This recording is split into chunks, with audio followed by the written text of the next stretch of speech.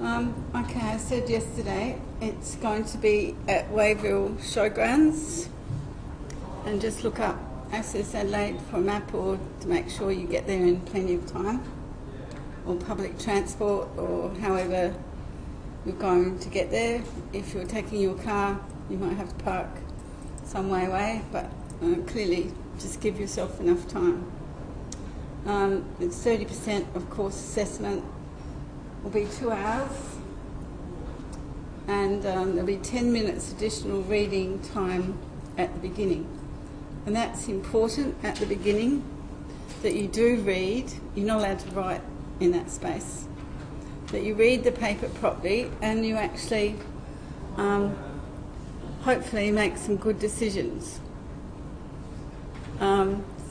It's really disappointing when I'm marking papers if I see all these grubbing out, you know, I started this question and went on to this question and this, the next question, and obviously he didn't finish any of it. Gets a bit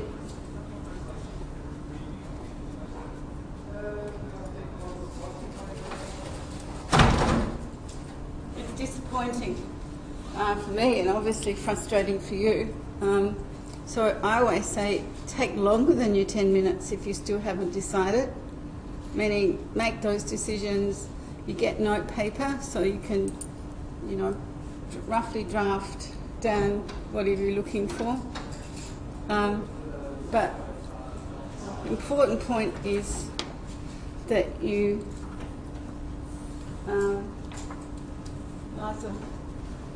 that you can actually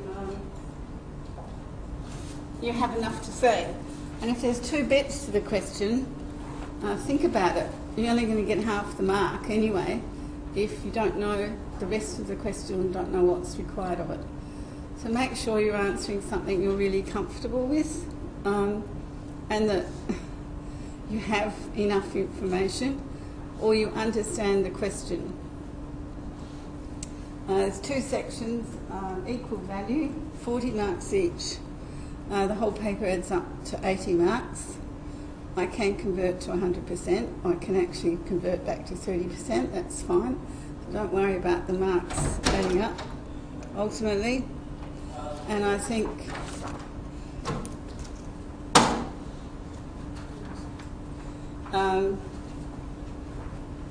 what is important that you're understanding the question and that you can pad out an answer sufficient to get your marks. Anyway, first section, 8 questions you need to answer 4, and they're worth 10 marks each.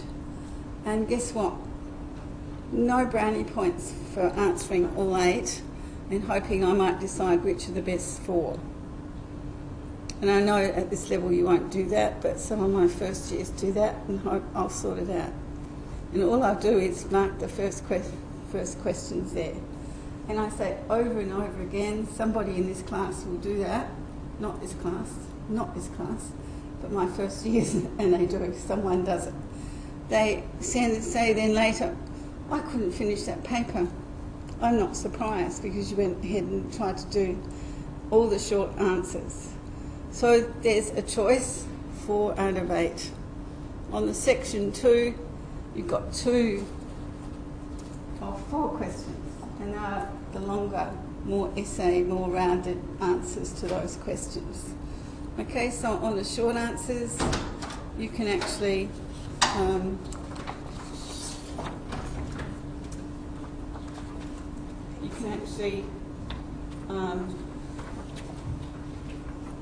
dot point, summary, get down the facts. You don't really need to sort of have an introduction and a conclusion. Paragraphs are probably better, but if all you want to actually get over is a few dot points, that's fine. All the questions are derived from lectures, tutorial readings. That's all right. It's me. I'm ahead of myself today. So. Tutorials and any set readings I've given you, so that obviously someone asked, I don't know if it was this class, maybe it was the other class, you've got a reading up. Do you want me to do that reading? And I think my answer was, I don't know why I would bother to put it there if I didn't actually at some stage would like you to read it if you have time. But maybe I think it's fairly crucial for an understanding generally around the topic I'm lecturing on or whatever. Okay, I'm going to go through last year's exam paper, and most of the content's the same. There's a few different emphases which I'll probably just go through and tell you, but clearly it will be very much the same for you in terms of some answers. Some questions might be the same. Maybe they weren't answered that well last year and I've decided to keep them in there. But you don't know which ones and I'm not going to actually tell you. So this is my part A.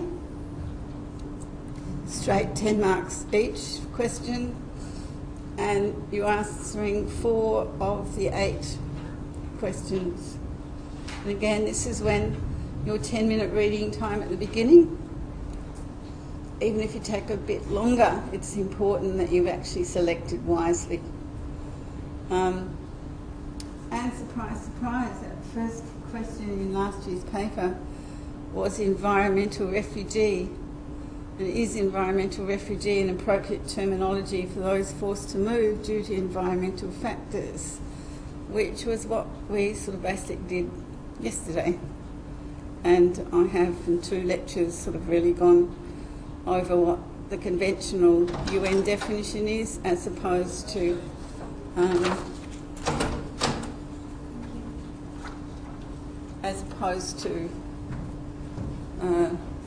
some sort of new definition.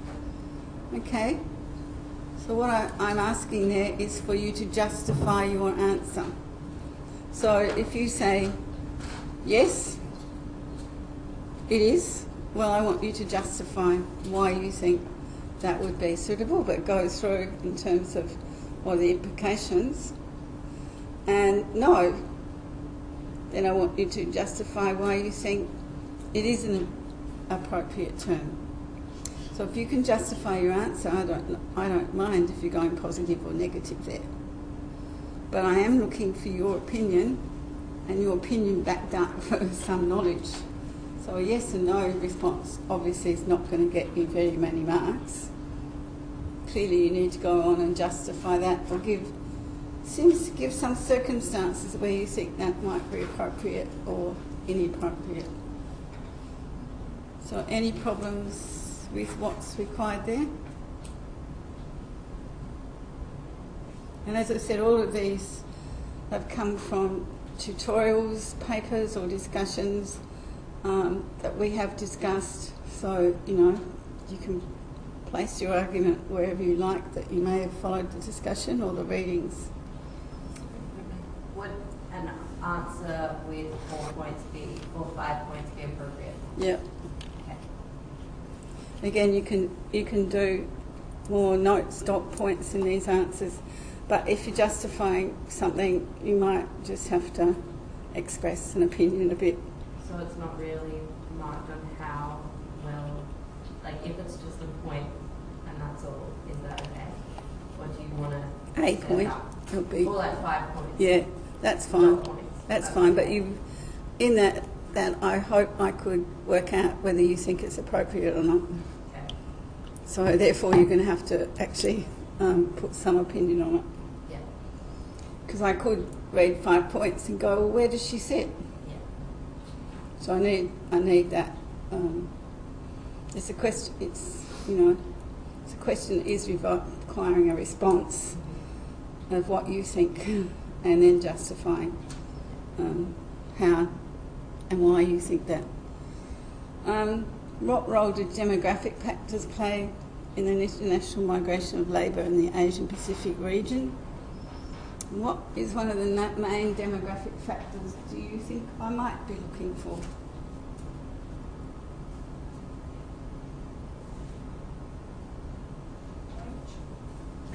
Age. And what's specific about age? Sorry? Younger, a youth bulge. Okay, so most of Asia's population, you should really mention there is a youth bulge resulting, you can be even more precise than that, resulting from high fertility 10 or 20 years ago, and then they're actually surviving now much better than they did in the past. So we have a youth bulge. That youth bulge is now generally much more educated than previous generations.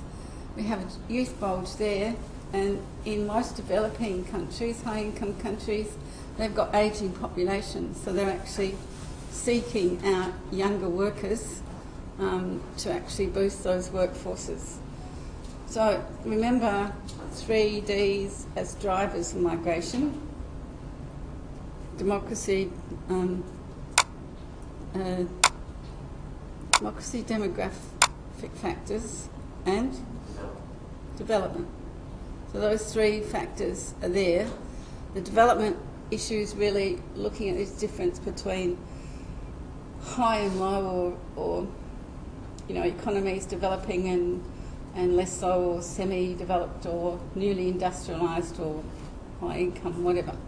So you're looking at those demographic factors within that region really driving labour migration, and that's Pacific and Asian migration. So it's specifically talking about that, and that's clearly also south-north migration and south-south migration, if you want to bring that in. In what ways do researchers expect climate change to influence migration? Provide examples. How do you think you might approach that question?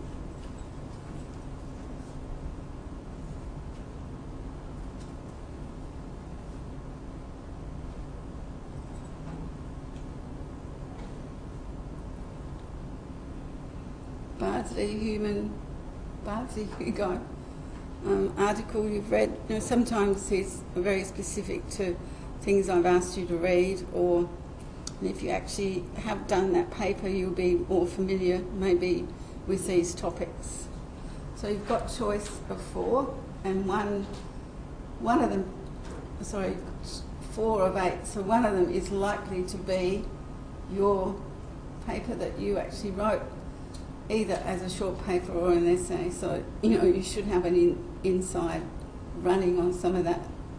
And clearly, we were actually talking about this, that low-lying areas in particular, hence very densely settled populations, have been there for yonks, been there forever, and they're the ones most likely to be most influenced and most likely having to move. You can use the Pacific Islands, atolls, etc., as examples as well. So what does climate change mean? You probably have to spell out. You're looking at sea level rise, so you're looking at more flooding and rainfall, temperature change. What actually are you going to answer that question?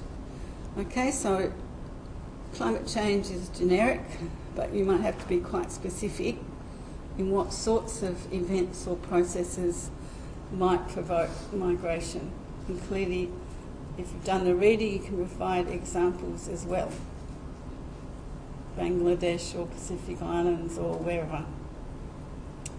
What is meant by the term open border policy?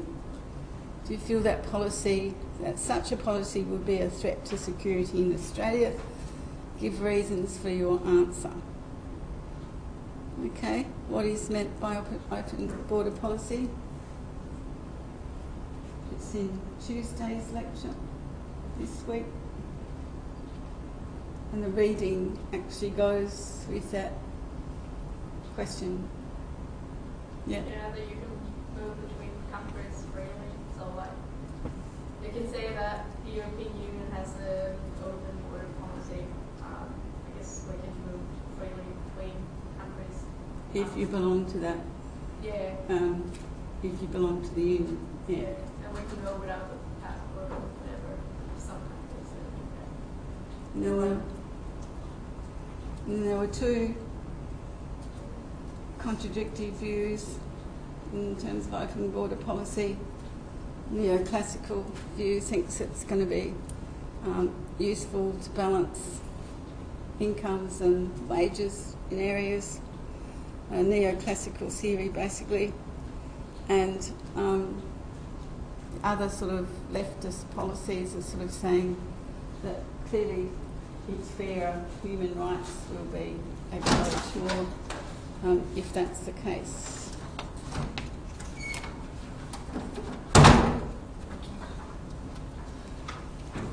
We're just going through the questions in the first section.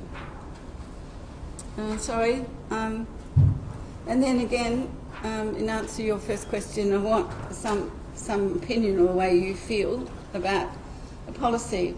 If you don't know what it is, and if you're going to just give it to me off the top of your head, you probably won't get a very good mark without some reference to castles. There's a reading I actually gave you to give you a better grounding and understanding of open border policy. And then you might say, yes, Australia should have open border policy. I've given you a lecture earlier, this part of the semester, first lecture back, was it? On security, border security. So you need to know that Australia has highly planned, strict visa border controls. If we lost all that, if we took all that away, basically, we're not in a European Union with our neighbouring countries. What would happen if all Indonesia, which is 10, 20 times greater than Australia's population, were allowed to freely come across borders? Some of the argument is most people won't want to, or they can't afford to, or whatever. But when you've got big differences in economies and opportunities and politics as well in terms of Malaysia and other countries, what is likely to be the outcome? And I don't mind whatever you actually can argue there, as long as it's backed up with some knowledge of what the arguments are and it makes sense. I wouldn't like an answer like, the whole world needs an open border policy. Excuse me, okay, where's it going to work and where is it working and where it may not work? Or if you really believe that, good luck to you. You just have to provide a justification that I have to accept. But I would like you to have done some reading. That's why I put castles up, just for you to have a look at. Okay, you clear about that? Distinguish between stocks and flows of migrants and provide details of the data sources used in Australia and what are the main limitations of these sources. So here's a question that is asking you particularly about data that relates to stocks and flows, and I would expect you to know the difference and tell me the difference. And there's a second part to this question, beware. Maybe you know the answer to the first part but don't know what the second part means or how to answer it. I wouldn't do this question because it means you've got a potential of maybe 5 out of 10. Okay, there is other bits to these questions that you need to address. Okay. What is the distinction?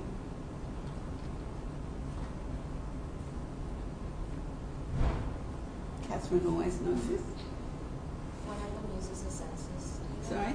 One of them uses a census data. Sorry, I can't hear. Like the difference between stocks and flows. Not one of them uses census data. Sorry, One uses census data. Yeah. Stock is census and flows is like when you go into the country. Stock is the census. And? And flows is the actual. Flows uses the immigration and migration, like the cards you get when you're coming in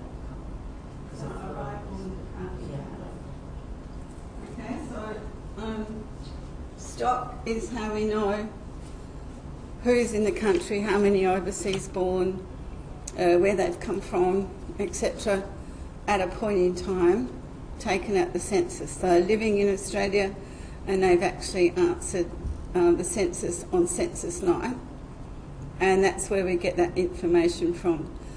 And according to the census questions, clearly the only data we've got is related to the questions asked, and it does ask year of arrival, so we can know if they came 1947 or 1987 or 2007. So if you want to give me some of that information, it's important. So the stock is confined looking at that material, but we can't tell if they're temporary or permanent migrants. It doesn't say anything about visa.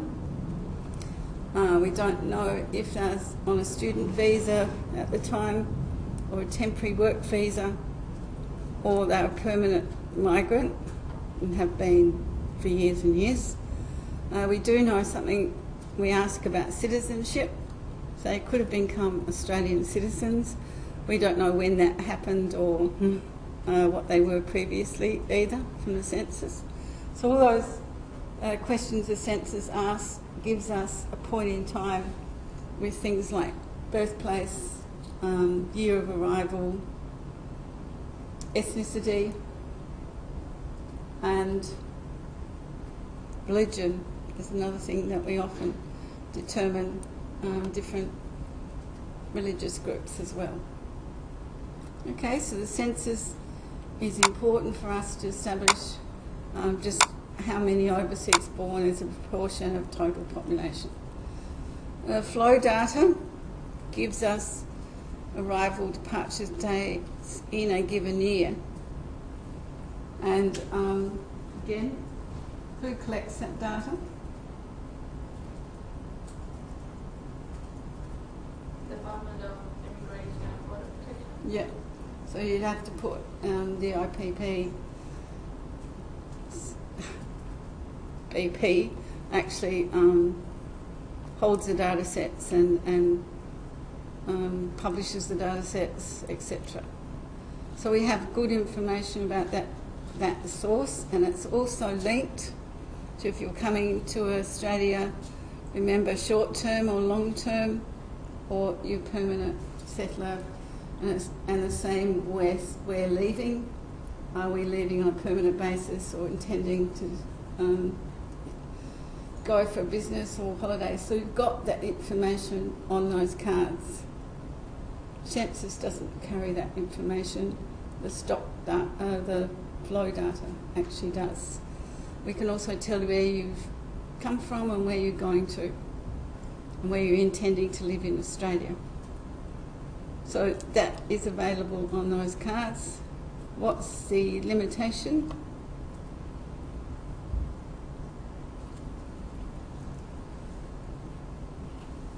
Are there any limitations? Once you're in the country, you can decide to go and live somewhere else. Then you set something different. Once you're in the country, you can decide to go somewhere else. So it's on my Florida, and it's you're in, or once you're in on a temporary or short term, you could actually have to convert somewhere along the line to being a permanent settler. So it was called intentions, where you live, but it does say how long you're intending to stay in Australia. So it's fine. We're a bit limited sometimes to know your actual ancestry. So you've come from Malaysia, but you're Chinese Malay rather than Indian Malay or whatever. That's not on the entry card. But on the stock data, we can get a better idea if your ethnicity related to birthplace, for example.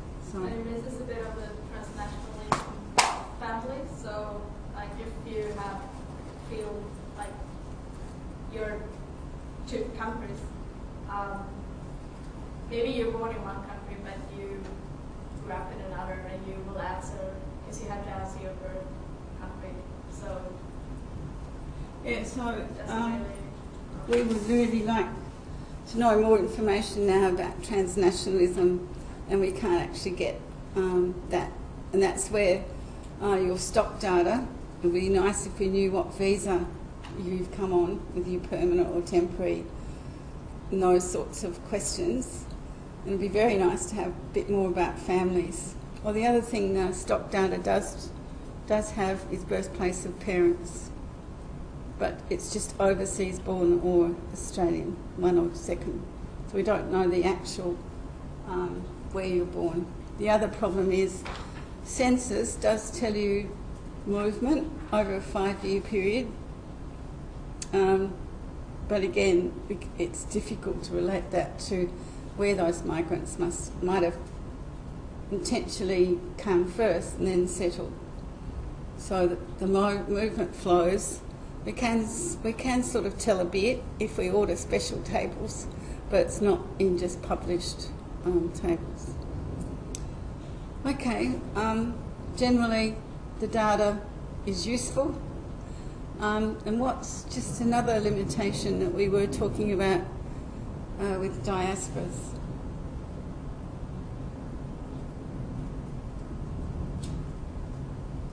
Only counts people in Australia on census night, so it doesn't to give us anything about the million Australians that might be living overseas.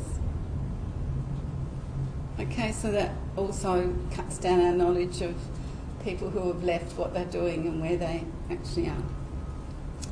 All right, questions about data are important because we use it so often that you need to know exactly where it's coming from and how good it is. Both the ABS and your Department of Immigration, because they're government instrumentalities, very good, accurate, reliable data sources. And so that's a positive for the stock and flow data. And on the flow data, remember Australia is very good at immigration data as well, which is often not the case in countries not collecting who's leaving and getting that information. So we can actually say quite a lot about our immigrants because, and again, it's only as good as what they put down on intending to stay overseas or otherwise. But we can tell where they've gone, if they're Australian born or overseas born leaving. So all those things are positive about the data. Limitations are there, but clearly better than us having a double guess about who's leaving. How does the significant growth in student migration to Australia fit into the changing migration policy objectives of government over the last decade? Okay, what sort of answer would you give to that?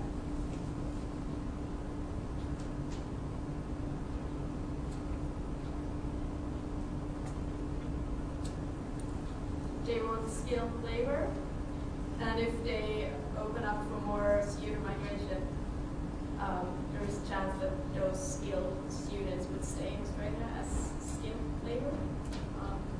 Yeah. So, okay.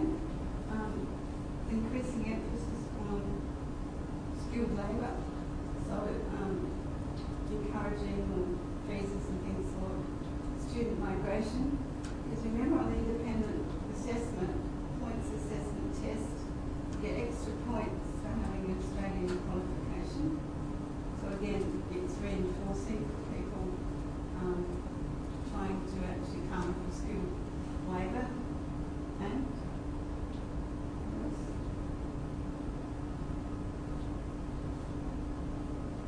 fits in generally with the temporary migration program in terms of widening flexibility in Australia to come on temporary visas like you know about actually student visas, widening of that, and after 2000 generally they were seen as designer migrants that they were being fashioned to take up those roles in the Australian labour market. So generally student migration, increase of student migration The other objective of government is to basically fund our universities as well. It's a funding source for universities in Australia, or Education Australia. Really promoted international student migration. So clearly, if they couldn't easily obtain visas, it wouldn't be much good in terms of policy. And I'm only asking for over the last decade, basically. How do families, households in developing countries benefit from having family members working overseas? How? How would you answer that? Because they send the remittances back home. Sorry? Because they send the remittances back home. Yeah, so that is into your territory of remittances and what they do, obviously, for those families, households. And important that, you give some background to remittances and its growth and how important it is now in terms of compared to foreign direct investment and overseas aid in some countries. And that's where you should give some examples in your answer. Again, if you're doing that essay, you've probably been doing the reading, you can provide examples. Are there any disadvantages? What do you think I might be looking for there? Like the funding of wars. Sorry, I can't hear you. It's Like, probably this air conditioning, but sorry, my hearing's bad today, I'm not sure. Like that overseas family members funds, clever wars and everything, sending money for weapons. Yeah, and They rely on they rely on people that are doing the so they get lazy. Saying you may not, may be relying on this money and not actually pursuing other economic opportunities. And if the women go, then they will leave their children at home. Yeah, so transnational families, good or bad thing, bad outcome. So you can actually, in that question, any of those aspects could come up as disadvantage, but another wider argument is it gets used for consumption rather than for development of the country per se.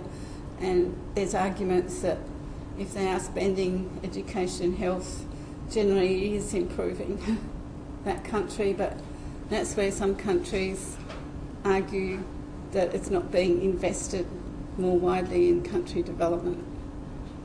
Or a lot of countries are trying to channel that money much more so into having opportunities. And that's where they have partners of immigration now, and looking at encouraging remittance flows and diasporas.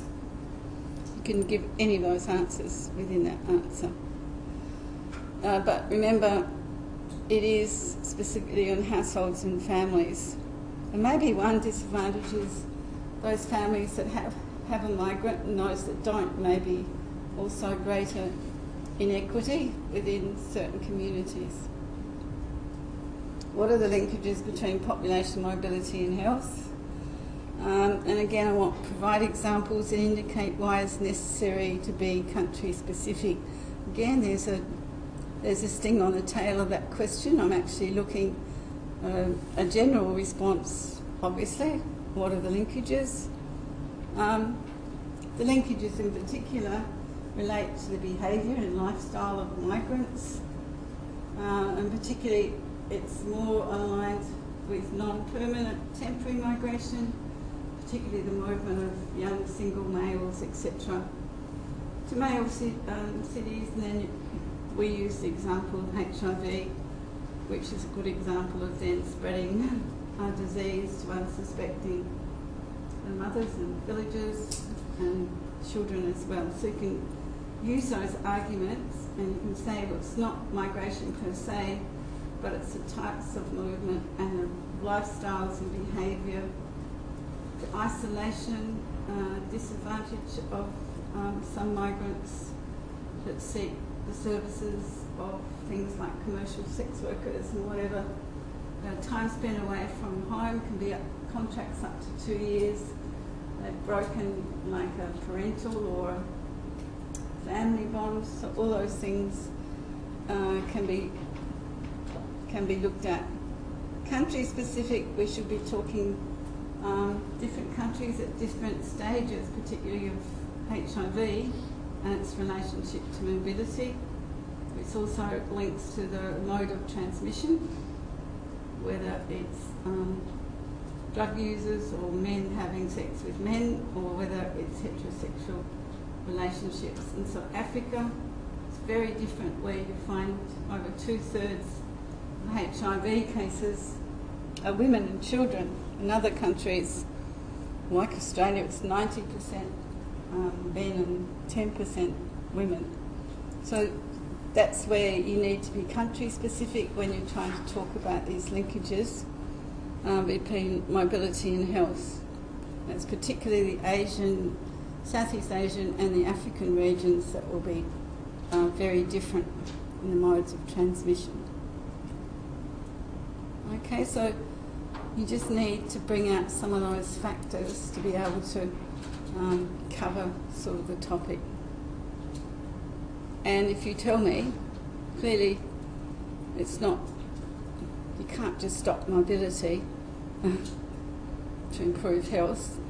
Obviously you need more education, or you need more knowledge or awareness of how these diseases, and it's not just HIV, but it can be Zika and other viruses will spread now within a world with much more global mobility. So any questions about the short answers?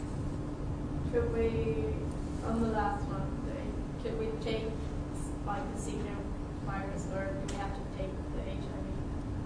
Or could we take another? You probably can take another. Again, Zika is very, this stage, country specific.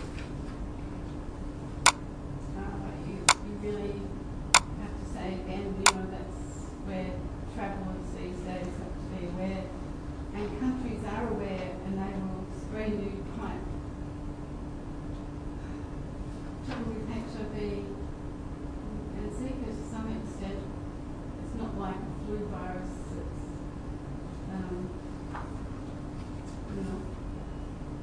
much more readily apparent if you've got red eyes and you're sneezing and you've got pneumonia or whatever.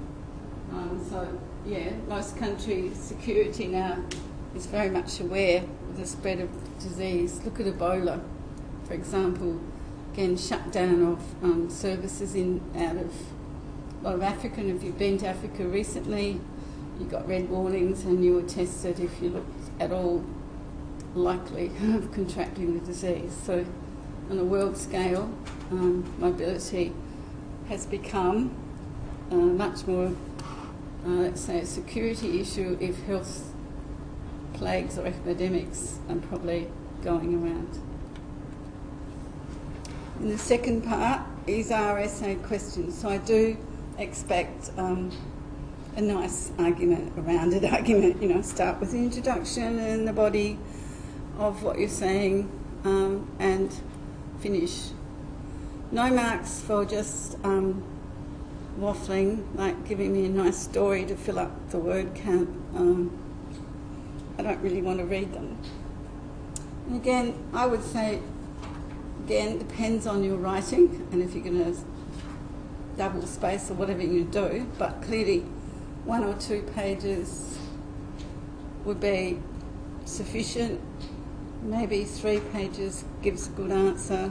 4 pages, you're getting on, maybe giving good examples, I don't know, but it depends on your answer. But clearly 1 page or a half page is not enough, is what I'm trying to say.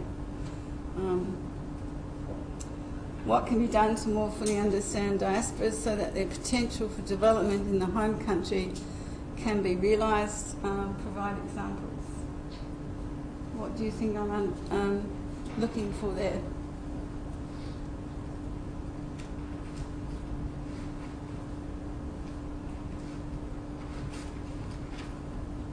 First of all, you have to understand what a diaspora is, I suppose.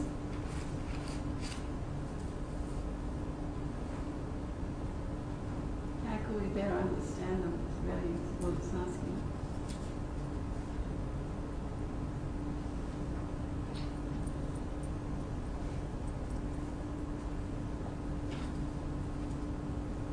What the connections are and how long they're asked for. Yeah, what are the connections and how are they useful, what roles they can play within the country.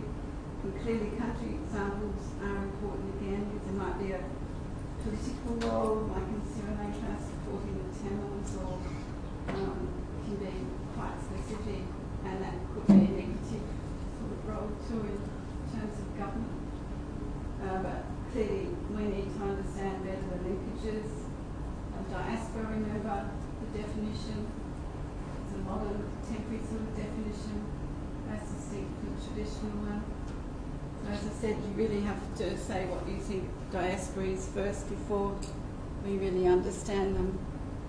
And again, we need, I guess, more studies or censuses that take more account of these people living in overseas places. For example, we don't know much about the Australian diaspora. We did an immigration survey, and part of it we were trying to understand what the linkages were, what they saw their roles to be, etc. So generally we need more information. How we're going to get that is usually if government wants to support. They've got a Department of Immigration some places now, so that they can understand more about people who've left, how much they are sending home, how much involvement they have in the community. Most importantly, how much investment they have in their home countries. Like overseas Chinese have a big investment within China and its other tied places as well. Provide examples. Examples would be important there in trying to say, well, what about some of the readings? Remember Morocco, etc. We had some readings earlier. Any of those readings to countries, or Germany. Again, those diasporas have stayed and become absorbed into those populations. And they've got links back home, and they've kept those links where it was always assumed that over time they'd weaken and perhaps fizz out, but they don't. They often keep strong ties back to homelands. Okay, the international migration of women has been largely ignored. So this question is really looking at female migration, which we did in some detail, and some of you did this as a paper. But I want you to discuss, and an essay I guess you're doing too, discuss this statement and make a case for an appropriate assessment of the role of women in the migration process. So what roles and function are they playing? Are they leaving? You'd have to say something here about a sex-segregated labour market in the world, globally, which is generating the need for female workers. And female workers are more likely to be in what sort of industries? Services, what are they likely to be? Domestics, maids. Yeah, domestics, maids, carers, entertainers, very good with their hands, electronic industries, garments, all some of the really large-scale work within Asia. And also, in that answer, you should be saying very much the difference in low and high income countries now within Asia. So they're not just leaving to go to more developed north countries like the USA or Australia, Within Asia, we've got quite a lot of movement, and also the Middle East. Countries where they can afford domestics and care workers and entertainer workers or whatever, you'll find movement of females being in demand. And you could say in some cases over 50% are actually female workers, contract workers, and much more demand for the females than there is sometimes for the males, who are likely to be constrained to construction or industry, and as long as that is happening is okay. If not, there's no jobs for males. Maybe there's more jobs for males at home though, which then pushes the females to other markets. But there's a sting to that question. It's asking how best to integrate them into migration theory. So a lot of theory of migration is just simply based on gender-neutral migrants. There's also a marriage migration industry now. So non-economic drivers or factors are just as important sometimes as economics. The other factor that's really important is household strategy, to get the most out of whoever fits the job scenario overseas from the household to work in that occupation and send their money home. So it's part of a household structure. So does my female migrants fit into that theory construct, or does it just fit into neoclassical just like the males do? But clearly we need to specify a bit differently. The idea there's a sex-segregated labour market, but often neoclassical theory just says people move from low income or low wages to high wage incomes countries. And maybe that's not necessarily true.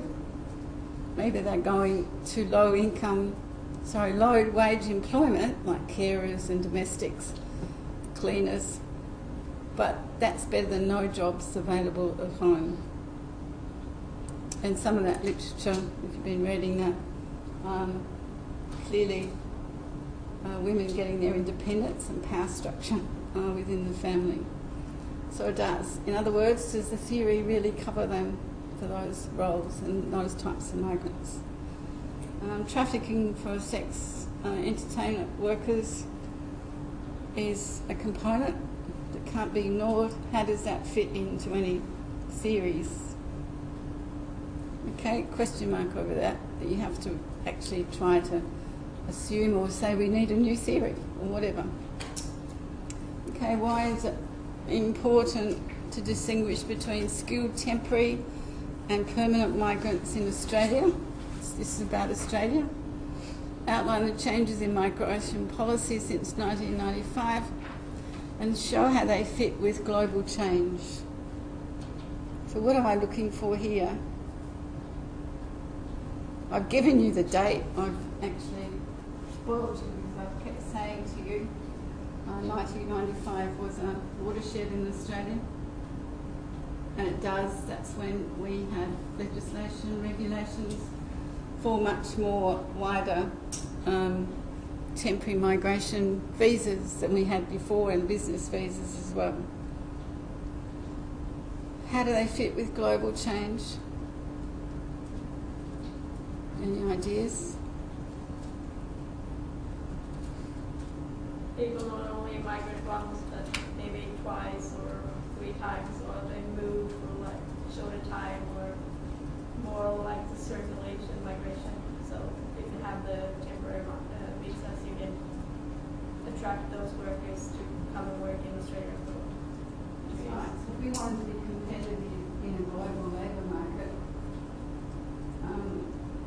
just having permanent temporary visas, the traditional approach, was not going to get us a skilled labour force or migration easily. Because more and more people are looking for temporary or circulation sort of visas, non-permanent, more than permanent. So that policy really was forced on the government to some extent to remain competitive in a global labour market at the time. Our source countries were drying up, and we were then offering, let's say, what a lot of other countries were offering in terms of a range of temporary visas to encourage people to come and work, but encourage skilled people to come and work and move on to another country or whatever. It was generous, it is generous, whereby you could apply onshore for a permanent visa if you met certain criteria. Some countries with the temporary migration visas didn't have that onshore, and up to they were introduced as well. You used to have to go offshore if you were a student and wanted to come back onshore, and that's what happened after offshore to apply for a permanent visa. So more and more some of those rules change, and that's where you're looking at, let's say, how temporary and permanent migrants changed and how the policy changed. You could talk about permanent migration is harder to obtain, takes longer, more likely to be families or a family unit. Temporary migration, much more likely to be young, single, and very much from our normal source countries like England, elsewhere, rather than Asia to some extent. So that is trying to get across the skilled migration, but also the differences between permanent and temporary. And how does it fit with global change? Well, that's globalisation and a labour market, a skilled labour market that is much more in demand throughout the world, basically, including Europe.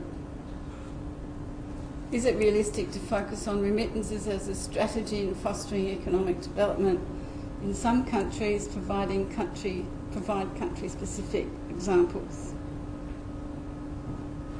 So it's sort of saying, well, you need to know something about your remittances, and it's really not just its effect on households and families, like that short answer was. This one's trying to say what's its role in economic development and where that might be very different for some countries than others.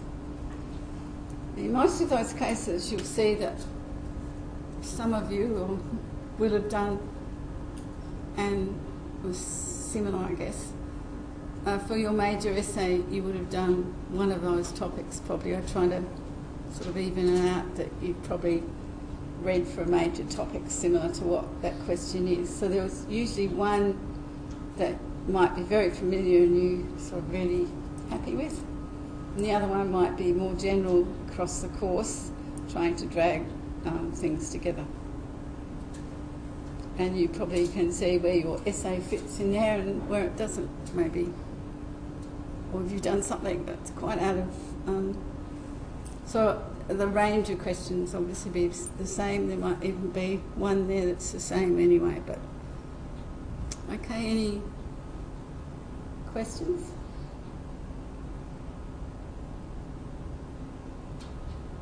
So if you've done all your tutorials and if you've done readings I have given, there shouldn't be any problem.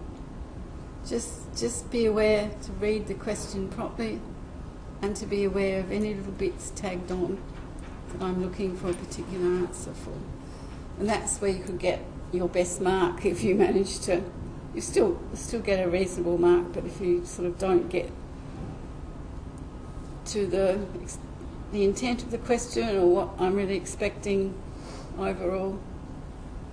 Usually when you're marking, you sort of think, well, they should have mentioned a sex-segregated labour market, for example, in question 10, or otherwise it's not really hitting what I want. Or maybe they could have broadened that just slightly and talked about marriage migration. That is also a big component of female movement. And again, I would expect something in that talking about women's roles are different to men's, not just in the jobs, but what they leave behind in the family expectations of males and females happen to be different. So I'd sort of be looking for at least some mention somewhere of those aspects. The same with 11, I would be looking with migration, changes in migration policy. Obviously that there had been the shift to skilled migration and family component wasn't. And that clearly your permanent migration program is capped to visa categories, controlled, where your temporary migration far more open to demand. It's basically demand driven, particularly employers offering jobs or students wanting to come here, or working holiday makers make up your temporary movement as well. So I'd be sort of looking that you could look at those, you've included those dimensions. Okay, any questions? Yes, I have 3 questions. The first one is, what is the extension of the short question? I mean, how many words, more or less, we need to, like, how many sentences we need to answer the short questions? Oh, your short questions? More or less. Again, depending on like how you're writing, I guess a half page to page or say, Okay. and a half to 1 page.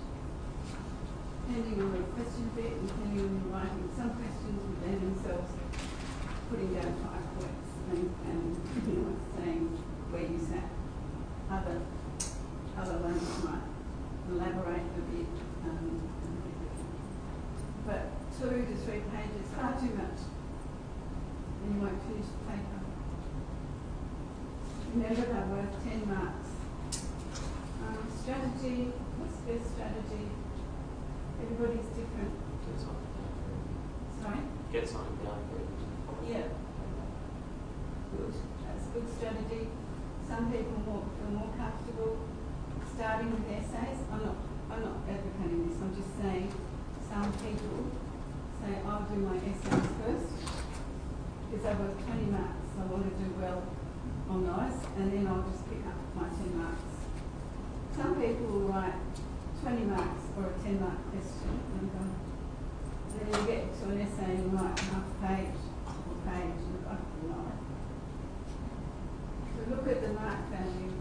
And another question is that do we need to reference the... A good strategy, do an hour each on each section. So equals 20 marks. And then go back and fill in what you have.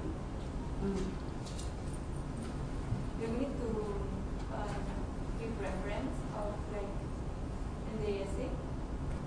Like, if we remember some readings or some articles, do we need to reference them, or is it... You don't need to reference, but you can say Castles argues, or Hugo argued, or whatever. But I don't need this on the date, it just maybe the author that you're talking about. And the last question is, what does it mean? I'll just turn this off. Sorry, what does it mean? What's the meaning of vulnerable